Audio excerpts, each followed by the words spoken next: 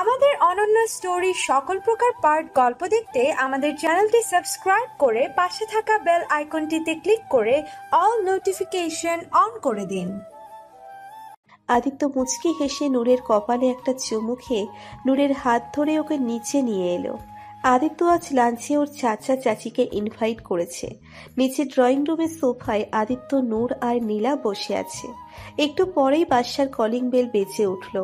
একটা সার্ভেন্ট গিয়ে দরজা খুলে দিলে আদিত্যের চাচা চাচি ভেতরে এলো, সাথে আবির আর আয়াত। আদিত্য উঠে দাঁড়িয়ে ওর চাচা চাচির সাথে কুশল বিনিময় করে তাদের সোফায় বসতে দিল। আজকের আদিত্যকে একটু অন্যরকম লাগছে। আসলে আদিত্য ওর চাচার প্রতি অনেক কৃতজ্ঞ, তাই ওর চাচাকে ও অনেক সম্মান করে। চাচার সামনে সব সময় বিনয়ী ভাবে থাকে। আদিত্য যখন নূরকে বিয়ে করার সিদ্ধান্ত নিয়েছিল তখনও সবার আগে ও ওর চাচাকেই বলেছিল এবং নূরের মানসিক স্ট্রেটেজেরও কথা সব বলেছিল। ওর চাচা বলেছিল, তোমার যেটা মন চায় সেটাই করো। আমি জানি তুমি যা করবে ভেবে চিন্তেই করবে। আমার সাপোর্ট সব সময় তোমার সাথে আছে। আদিত্যের চাচা চাচি বসার পর আদিত্য নূরের হাত ধরে আস্তে দাঁড় করিয়ে বলল, চাচা, ও হচ্ছে নূর, আপনাদের বৌমা। আপনাকে তো ফোনে সব বলেছিলাম, হঠাৎ করে বিয়েটা করে ফেলেছি, তাই কাউকে তেমন জানাতে পারিনি। নূর হাসি মুখে ওদের দিকে হাত নাড়িয়ে বলল। হ্যাঁ। নূরকে দেখে আদিত্যের চাচা আশরাফ রহমান খুশি হলেও ওর চাচি শরীফা বেগমের মুখে কোনো খুশি দেখা গেল না। হবেই বা কি করে, উনি তো ভেতরে ভেতরে জ্বলে পুড়ে কয়লা হয়ে যাচ্ছেন। তার এতদিনের প্ল্যান সব ভেস্তে চলে গেল। তার সোনার ডিম পাড়া মুরগিটা যে তার হাত ফসকে বেরিয়ে যাচ্ছে, সে তো ভেবেছিল আদিত্যের টাকায় সারা জীবন আয়েশ করবে। তাই তো কখনো আদিত্যের বিয়ে দেওয়ার কথা মুখেও আনেননি। আদিত্য যে মেয়েদের কাছ থেকে দূরে দূরে থাকতো সেটা দেখে উনি মনে মনে খুশিই হতেন। ভাবতেন আদিত্য যত বিয়ে না করে ততই ভালো। আদিত্যের চাচা মাঝে মধ্যে বিয়ের কথা বললেও সে কখনো সেটা এগোতে দিত না, এটা ওটা বলে কাটিয়ে দিত। আর আজ কিনা কোথাকার কোন পাগল মেয়েকে বিয়ে বসে আছে। শরীফা বেগম যদি দেশে থাকতো তাহলে কখনো এই বিয়ে হতে দিত না। সে তো আজ এখানেও আসতো না, শুধুমাত্র আশরাফ রহমানের জোড়াজুড়িতে এসেছে। কিন্তু নূরকে তিনি একেবারে সহ্য করতে পারছেন না, তবুও সবার সামনে নিচের রাগ চেপে বসে আছে। আশরাফ রহমান নূরকে হাতের ইশারায় কাছে রাখলেন। নূর একবার আদিত্যের দিকে তাকালেন। আদিত্য চোখের ইশারায় যেতে বলল। নূর এগিয়ে গিয়ে আশরাফ রহমানের পাশে বসল। আশরাফ রহমান একজোড়া কম্পন বের করে নূরের হাতে পরিয়ে দিয়ে বলল, এটা তোমার জন্য। পছন্দ হয়েছে তোমার? নূর চুড়ি দেখে হাসি মুখে বলল, হ্যাঁ, অনেক সুন্দর, থ্যাংক ইউ দেবর বাবা। আশরাফ রহমান হালকা কপাল কুঁচকে বলল, দেবরের বাবা। আদিত্য বলে উঠল, আসলে ও আবিরের কথা বলছে। আশরাফ রহমান এবার ব্যাপারটা বুঝতে পেরে হেসে উঠলেন। তারপর নূরের মাথায় হাত বুলিয়ে বললেন, বেঁচে থাকো মা, আল্লাহ যেন তোমাদের সুখী রাখেন। নূর উঠে দাঁড়িয়ে আদিত্যের সামনে গিয়ে হাত নাড়িয়ে নাড়িয়ে উচ্ছ্বসিত ভাবে হাতের চুড়ি দেখিয়ে বলল, দেখো হিরো, কি সুন্দর চুড়ি, তাই না? আদিত্য মুচকি হেসে বলল, হ্যাঁ, অনেক সুন্দর, তোমাকে অনেক মানিয়েছে। পারো। কথাটা বলে নূর ওখান থেকে চলে গেল সবাইকে ওর গিফট দেখাতে। নূর যেতেই আশরাফ রহমান বলে উঠলেন, তুমি ভালো সিদ্ধান্ত নিয়েছো আদি, মেয়েটা সত্যি অনেক মায়াবী। আশরাফ রহমানের কথায় শরীফা বেগম ফোরন কেটে বলে উঠলেন, এর ভেতরে ভালোর কি দেখলে তুমি? কোথাকার কোন পাগল ছাগল বিয়ে করে বসে আছে আদিত্য, আর তুমি কিনা বলছো ভালো করেছে? আরে দেশে কি মেয়ের অভাব পড়েছে যে এই পাগল মেয়েকে বিয়ে করতে হবে? শরীফা বেগমের কথা শুনে আদিত্যের চরম রাগ উঠে গেল। হাতের মুঠো শক্ত করে নিচের রাগকে কন্ট্রোল করার চেষ্টা করলো আদিত্য। চাচার সামনে কোনো বেয়াদবি করতে চায় না সে, তবে নূরকে নিয়ে কেউ কিছু বললে সেটা কখনোই সহ্য করবে না আদিত্য। আদিত্য দাঁত চেপে যথাসম্ভব নিজেকে নিয়ন্ত্রণ করার চেষ্টা করছে। তবে আশরাফ রহমান তার স্ত্রীর প্রত্যুত্তরে হালকা ধমকের সুরে বলে উঠলেন, শরীফা, এসব কি ধরনের কথাবার্তা? ভুলে যেও না, নূর আদিত্যের বউ, আর সেই হিসেবে এখন সে আমাদের পুত্রবধূ। তাই কথা বলার সময় একটু ভেবেচিন্তে বলো।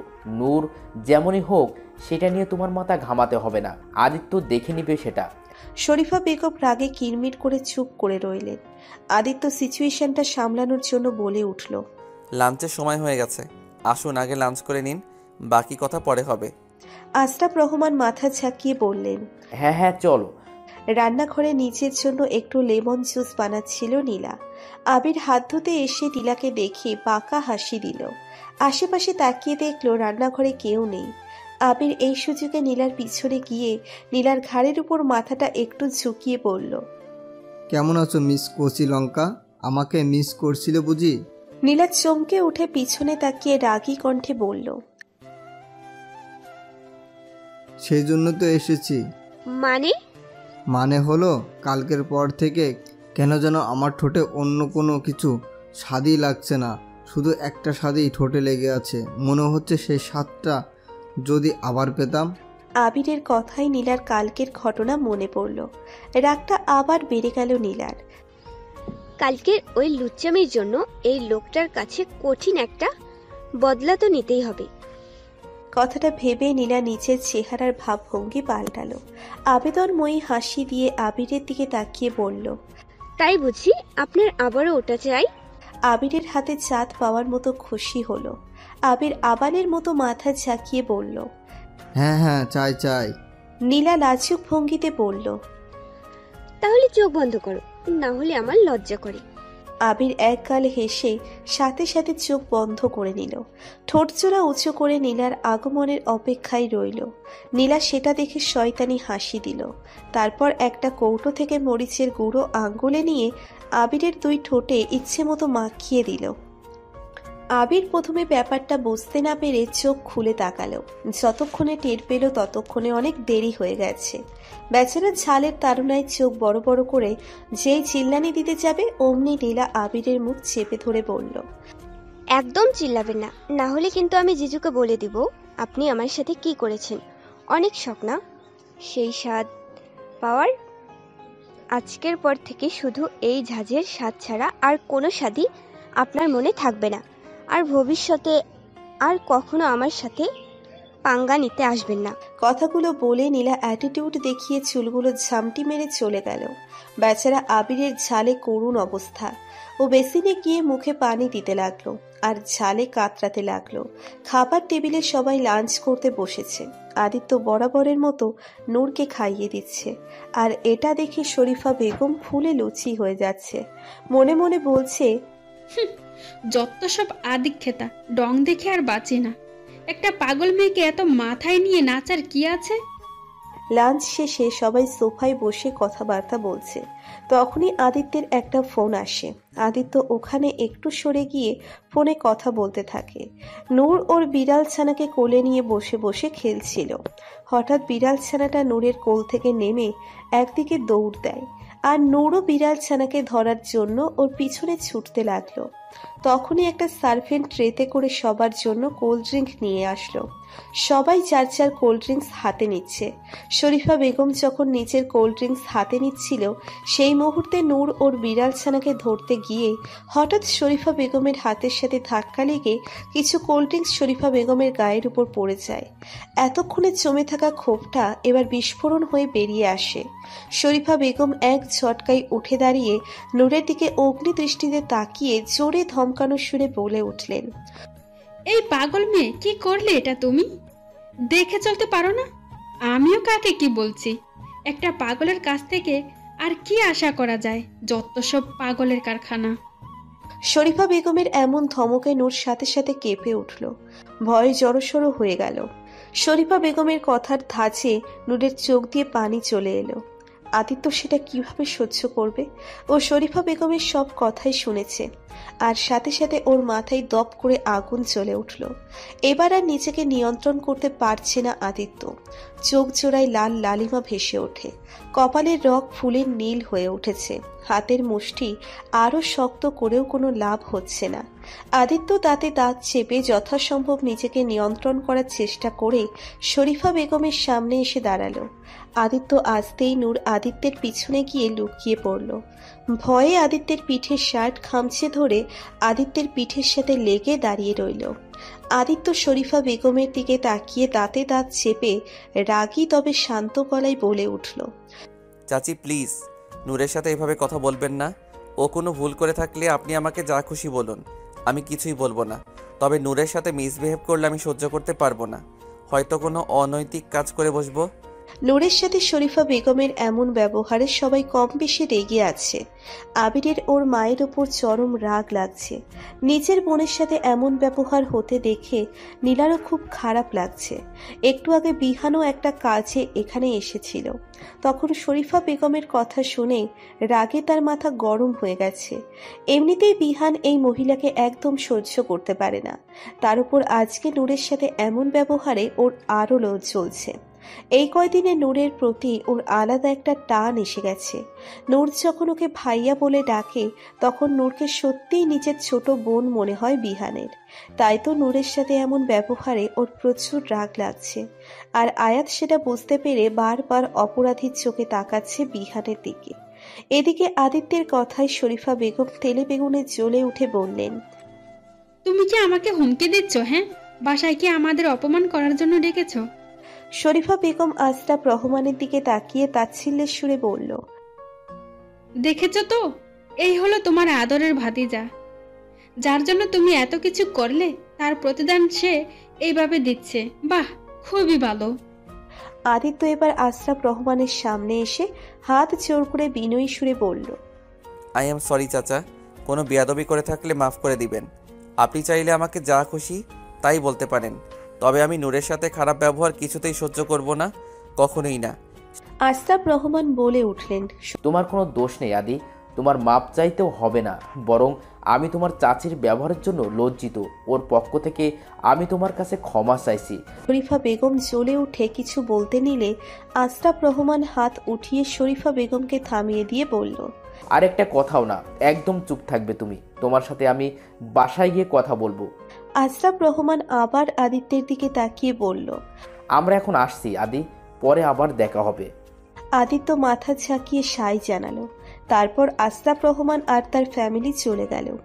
নূর বেডের উপর মন খারাপ করে বসে আছে। কোলের ভেতর থাকা টেডিটার পশম টেনে টেনে তুলছে। আদিত্যের চাচির পাগল বলাটা নূরের একদম ভালো লাগেনি। সেটা ভেবে ভেবেই মন খারাপ হচ্ছে ওর। একটু পরে আদিত্য আস্তে করে দরজা খুলে ভিতরে ঢুকলো। আদিত্যকে কেমন বিধ্বস্ত লাগছে। চুলগুলো এলোমেলো, চোখ জোড়া লাল, শার্টের ওপরে 2 বোতাম খোলা। আদিত্য কেমন ক্লান্ত ব্যক্তির মতো বেডের উপর এসে বসল। বেডে বসে 2 হাতে মাথার চুল টেনে ধরে মাথা নিচু করে রইল। আদিত্যকে এভাবে দেখে নূরের বুকের ভেতর কেমন যেন লাগলো, কিন্তু ও বুঝতে পারছে না। বুকের ভিতর কেমন যেন চিনচিন ব্যথা অনুভব করলো। আদিত্যকে এভাবে দেখে নিজের মন খারাপ ভুলে গেল নূর। কোলের টেডিটা সরিয়ে রেখে হাঁটু ভর দিয়ে ধীরে ধীরে আদিত্যের কাছে এসে বসল। 2 হাতে আদিত্যের মুখটা ধরে উপরে তুলল। তারপর অনুনয়ের চোখে তাকিয়ে বলে উঠল, কি হয়েছে তোমার হিরো? উনি কি তোমাকে বকা দিয়েছে? আদিত্য চুপ করে শুধু মায়া ভরা ছলছল দৃষ্টিতে নূরের দিকে তাকিয়ে আছে। নূর এক হাতে নিজের কণ্ঠ নালি ধরে বলল, সত্যি বলছি হিরো, আমি একটু দুষ্টুমি করিনি। তোমার কথা মতো একদম গুড গার্ল হয়েছিলাম, কিন্তু তখন বেবিটাকে ধরতে গিয়ে হঠাৎ এমন হয়ে গেল। সত্যি বলছি, আমি ইচ্ছে করে করিনি। তবে তুমি বললে আমি এক্ষুনি ওই আন্টির কাছে গিয়ে সরি বলে দিব। তবুও তুমি মন খারাপ করো না, তোমাকে এভাবে দেখে আমার ভালো লাগছে না, একদম পচা পচা লাগছে। নূরের কথাই এবার আদিত্যের চোখ থেকে 2 ফোঁটা অশ্রু বিন্দু গড়িয়ে পড়ল। সেটা দেখে নূর আরো অস্থির হয়ে গেল। 2 হাতে আদিত্যের চোখের পানি মুছে দিতে দিতে অস্থিরভাবে বলতে লাগলো, এই কাঁদছো কেন? কাঁদছো কেন? কেঁদো না, হ্যাঁ কেঁদো না প্লিজ, আমার কিন্তু ভালো লাগছে না। বললাম তো সরি বলে দিব, 2 কান ধরে সরি বলে দিব। কেঁদো না প্লিজ, দেখো তুমি কাঁদলে কিন্তু আমিও কেঁদে দিব। কেঁদো না। বলতে বলতেই নূর প্রায় কান্না কান্না ভাব হয়ে গেল। আদিত্য এবার নূরকে বুকের মাঝে শক্ত করে জড়িয়ে ধরল। নূরকে জড়িয়ে ধরে কান্না জড়ানো কণ্ঠে বলে উঠল, সে যেই হোক না কেন, আমাকে ছেড়ে যাস না কখনো অ্যাঞ্জেল। তোকে ছাড়া বাঁচবো না আমি। তুই ছাড়া যে কেউ নেই আমার পৃথিবীতে। তুই আমার সব, তোকে ছাড়া আমি নিঃস্ব। নূরও আদিত্যকে জড়িয়ে ধরে বলল, যাব না তো, গড প্রমিস, কখনো যাব না, সব সময় তোমার কাছে থাকবো। আর কাঁদে না, হ্যাঁ? নূরের এমন বাচ্চাদের মতো কান্না থামানো দেখে আদিত্য একটু হেসে দিল। তারপর নূরকে ছেড়ে মুচকি হেসে বলল, আরে আমি কাঁদছি না তো। তাহলে তোমার চোখে পানি কেন ছিল? আরে ওটা তো এমনি, একটু মাথা ব্যথা করছিল তো তাই। তোমার মাথা ব্যথা করছিল বুঝি? জানো, আমারও না মাঝে মধ্যেই মাথা ব্যথা করে। তখন আম্মু আমার মাথা টিপে দিত আর আমার আরাম লাগতো। আসো, আমি তোমার মাথা টিপে দিই। হ্যাঁ, দেখবে তোমারও আরাম লাগবে। কথাটা বলে নূর একপাশে পা ভাঁজ করে বসে আদিত্যের হাত টেনে ধরে আদিত্যের মাথাটা নিচের কোলে রাখলো। তারপর নিচের নরম কোমল হাত দিয়ে আদিত্যের চুল নেড়ে নেড়ে আদিত্যের মাথা টিপে দিতে লাগলো। আদিত্যের চোখে মুখে এক অসম্ভব সুখের প্রশান্তি ছড়িয়ে পড়ল। আদিত্য মায়া ভরা চোখে নূরের দিকে তাকিয়ে রইল।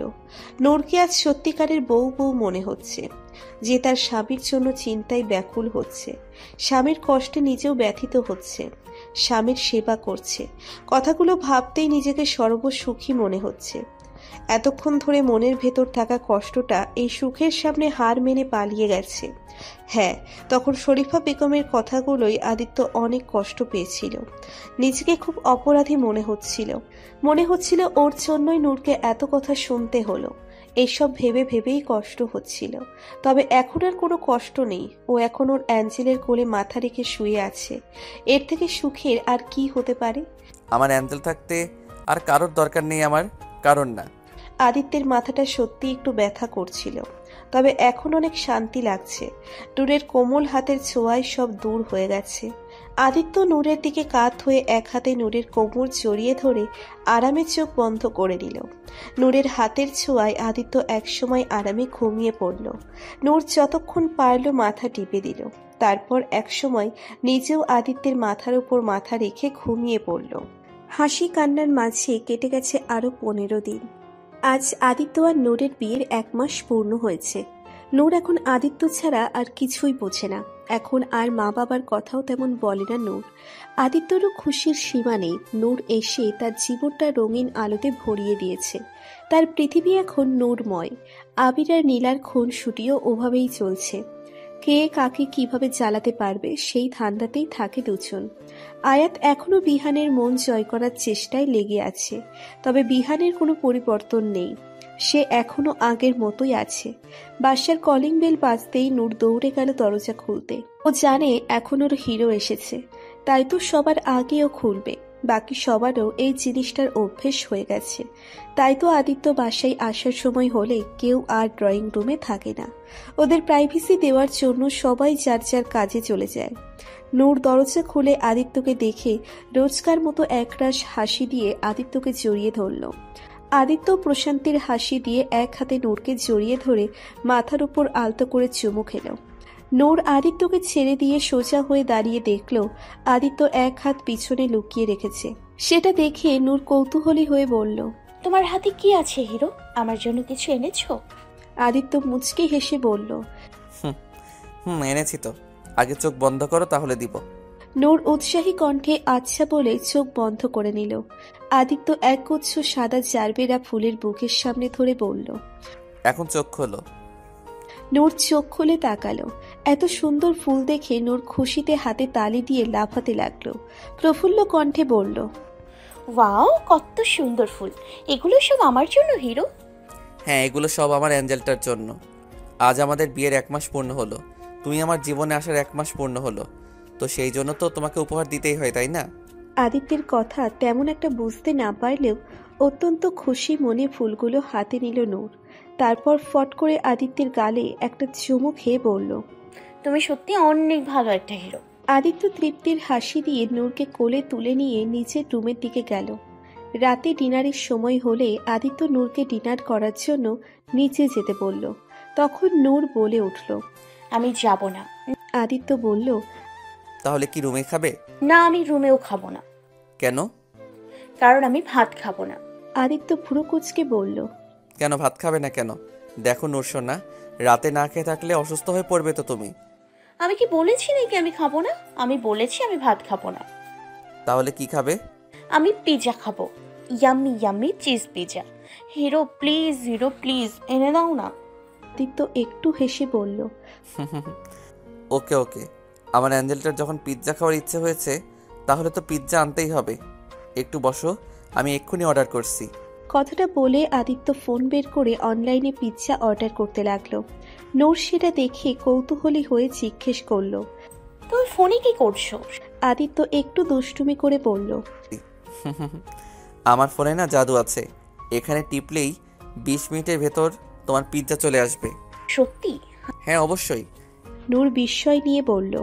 নূর আদিত্যের গা ঘেঁষে বসে বলল, আমাকেও একটু শেখাও না হিরো, আমিও করবো এই জাদু, প্লিজ প্লিজ প্লিজ। আদিত্য মুচকি হেসে বলল। আচ্ছা ঠিক আছে, আসো আমি তোমাকে শিখিয়ে দিচ্ছি। তারপর আদিত্য নূরকে শিখিয়ে দিল কিভাবে খাবার অর্ডার করতে হয়। নূর এক্সাইটেড হয়ে বলল, তাহলে আজকে কি অর্ডার করি? আচ্ছা ঠিক আছে, করো। নূর খুশি মনে পিৎজা অর্ডার করতে বসে গেল। নূরকে অর্ডার করতে দেখে আদিত্য একটু ওয়াশরুমে গেল। 5 মিনিট পর আদিত্য ওয়াশরুম থেকে বের হয়ে নূরকে বলল। অর্ডার করেছো পিৎজা? নূর ঘাড় ফিরিয়ে করে বলল, হ্যাঁ করে দিয়েছি। গুড, তাহলে এখন ওয়েট করো, একটু পরেই দেখবে জাদুর মতো তোমার পিৎজা চলে আসবে। 20 মিনিট পরেই বাসার কলিং বেল বাজলো। আদিত্য বলে উঠল, দেখেছো, তোমার পিৎজা চলে এসেছে। নূর উৎসাহ নিয়ে বলল, সত্যি? হ্যাঁ সত্যি, চলো নিচে যাই। কথাটা বলে আদিত্য নূরের হাত ধরে নিচে আসার জন্য বের হলো। তবে নিচে আসতেই আদিত্যের চক্ষু চড়ক গাছ হয়ে গেল। ফ্লোরে থাকা বিশাল খাবারের প্যাকেটের ঢের দেখে আদিত্য সার্ভেন্টদের দিকে অবাক চোখে তাকিয়ে জিজ্ঞেস করল। এসব কি? সার্ভেন্টরা বলল, আমরা জানি না স্যার, এই লোকটা নিয়ে এসেছে এসব।